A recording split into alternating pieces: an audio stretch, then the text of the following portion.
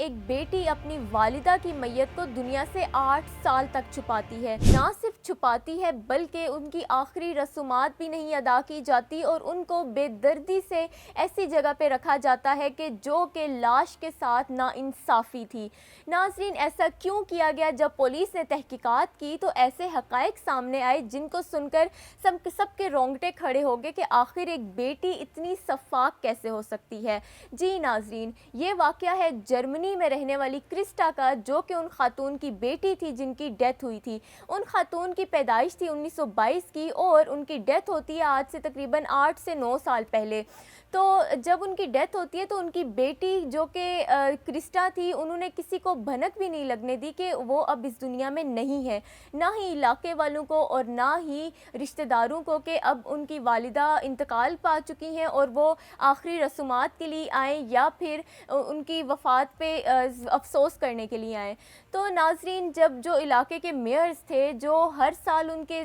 سالگرہ پہ ان سے ملنے آتے تھے، تو جب ان کی وفات کے بعد بھی، اب ان کو تو نہیں پتا تھا کہ وہ وفات پا چکی ہیں، لیکن وہ ہر سال ان کی سالگرہ پہ تحائف لے کے آتے تھے، تو آگے سے ان کی بیٹی کہتی تھی کہ یا تو وہ گھر پہ نہیں ہے یا پھر وہ بیمار ہیں تو آپ سے مل نہیں سکتی۔ تو ناظرین، یہ بہانے کرتے کرتے 8 سال گزر چکے تھے، جب علاقے کے میئرز نے زبردستی کرسٹا سے پوچھنے کی کوشش کی کہ ہم نہیں مانتے جو آپ کہہ رہی ہیں کہ یا تو وہ کبھی بیمار ہوتی ہیں یا پھر وہ کبھی گھر پر نہیں ہوتی، تو اس نے آگے سے کہا گھبراتے ہوئے کہ میری والدہ کی 2 سال پہلے ڈیتھ ہو چکی ہے۔ یہ بات سن کر علاقے کے میئرز کو تھوڑا شک ہوا کہ اگر ڈیتھ ہو جاتی 2 سال پہلے تو کم از کم ہمیں معلوم تو ہوتا کہ ان کی آخری رسومات ادا ہوتی، یا پھر کسی نہ کسی سے ہمیں معلوم ہو جاتا کہ وہ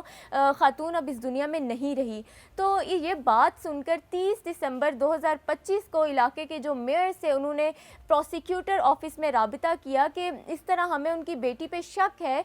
اور ہمیں ان کے بیان پہ بھی شک ہے کہ وہ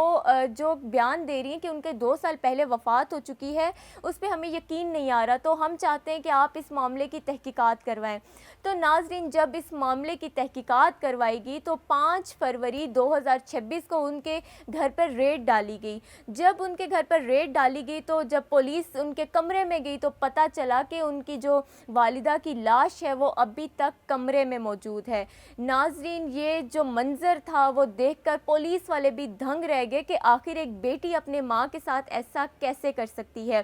تو پھر ان کی جو میت تھی اس کا پوسٹ مارٹم بھی کروایا گیا، تو ابھی تک وہ جو حقائق ہیں سامنے نہیں آئے کہ ان کی موت کیسے ہوئی، یا وہ قتل تھا یا پھر ان کی طبی موت ہوئی جس کی وجہ سے وہ اس دنیا سے رخصت ہوگی۔ ناظرین، یہ والے حقائق ابھی تک سامنے نہیں آئے، لیکن ان کی بیٹی سے جب پوچھا گیا کہ آخر آپ بتائیں ہمیں کہ اس سارے معاملے کے پیچھے وجہ کیا تھی، 8 سال تک آپ نے میت کو چھپا کر کیوں رکھا، تو ان کی بیٹی نے کہا کہ میری والدہ کی پینشن آتی تھی 1500 یوروز،